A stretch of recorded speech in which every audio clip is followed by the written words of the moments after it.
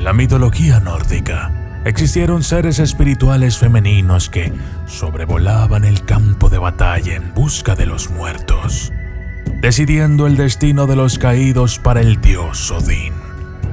Una vez elegidos los guerreros, eran llevados sobre el Bifrost, el puente del arco iris, hasta el Valhalla. El Valhalla era el hogar celestial del ejército caído de Odín y la sala para los que habían muerto heroicamente en la batalla. Sin embargo, más tarde, en la mitología nórdica, estas entidades espirituales femeninas fueron más románticas y se convirtieron en las escuderas de Odín. Eran vírgenes con cabellos dorados que servían a los héroes comida y bebida en los salones del Valhalla. El acto de servir comida a los guerreros del salón no se consideraba una tarea servil, sino todo lo contrario. En la cultura nórdica, las reinas servían personalmente a los invitados especialmente venerados, como una señal de respeto. En el campo de batalla, se transformaban en doncellas cisne y corrían el riesgo de ser atrapadas en la tierra si eran vistas sin su plumaje. Yo soy el documentalista y esto es Las Valquirias, la fuerza y el poder femeninos.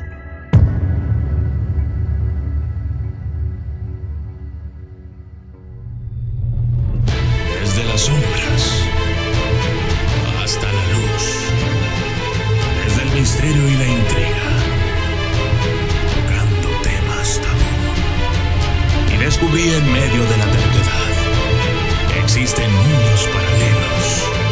Y a través de mis errores conocí la humildad, haciendo un pacto con el cielo. Yo soy el documentalista. La palabra valquiria significa elegidora de los muertos. Las valquirias de la mitología nórdica eran mujeres de gran prestigio y poder. Eran una de las pocas facciones de mujeres guerreras de la antigüedad a las que se les reconocía algún poder sobre el reino de los mortales. Conocidas como los faros de fuerza, descendían del cielo ataviadas con plumas de cisne recubiertas de una robusta cota de malla de hierro, con el rostro protegido por cascos y las lanzas alzadas sin temor. A los lomos de sus etéreos caballos llegaron desde los cielos al reino de los mortales, con gritos guturales en el fondo de sus gargantas. Cuando los soldados varones las veían en tierra, el temor y el terror invadían el campo de batalla. Su función era determinar el destino de los guerreros caídos.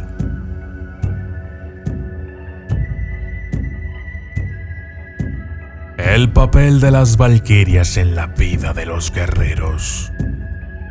A pesar de este sobrecogedor temor, el deber de las valquirias no era participar en las guerras de los mortales ni tener un papel en los actos físicos o mentales de la batalla, sino elegir entre los humanos caídos quién era lo suficientemente digno para ascender a los salones de Odín y quién era lo suficientemente benigno para ser enviado a los campos de Freya.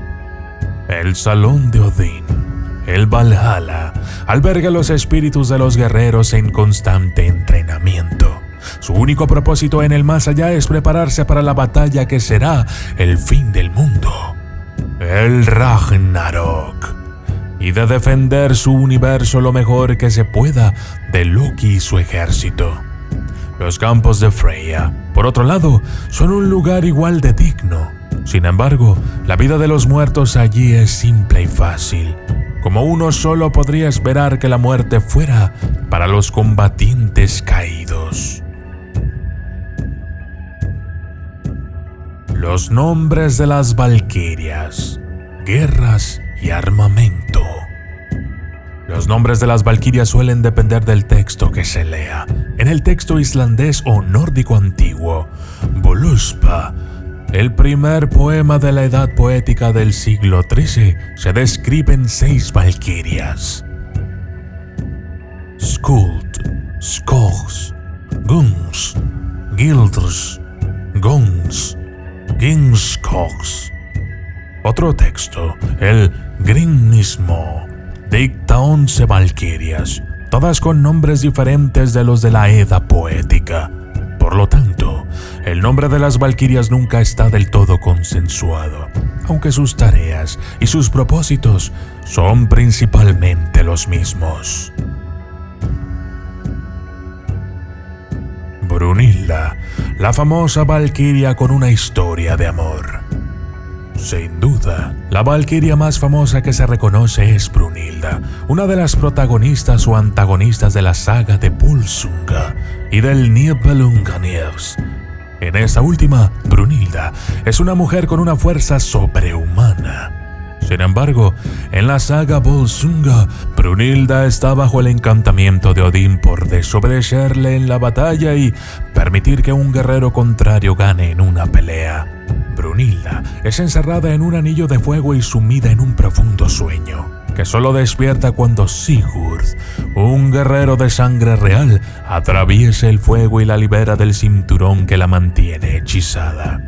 A partir de ese momento, se prometen su amor hasta que una trágica serie de sucesos mágicos termina con Brunilda colaborando en el asesinato de Sigurd y arrojándose a su pira funeraria para morir con él. Sin embargo, la importancia de este cuento radica en la representación de Brunilda. Las valquirias pueden influir en el resultado de las batallas, aunque solo con la aprobación del gran dios Odín.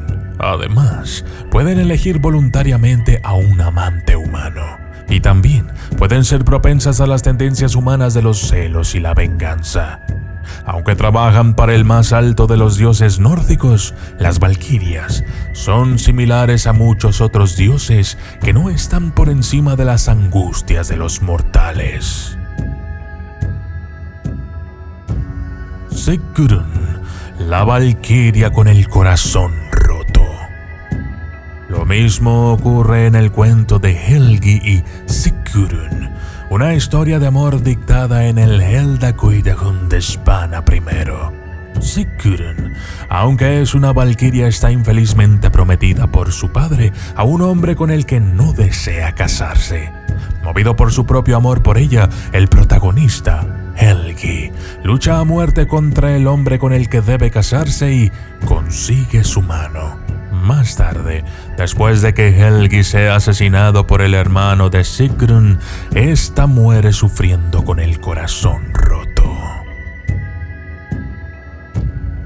El papel cambiante de las valquirias, de guerreras a escuderas.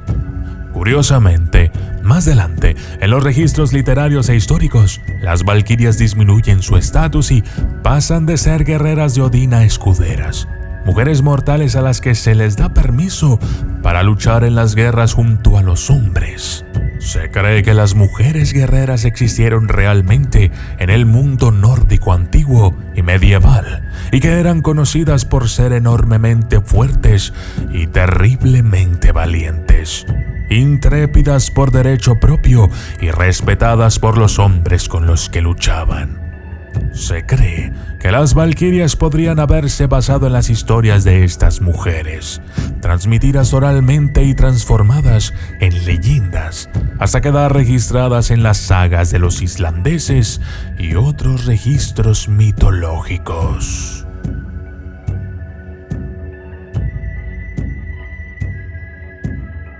Yo soy el documentalista y esto fue Las Valquirias, la fuerza y el poder femeninos.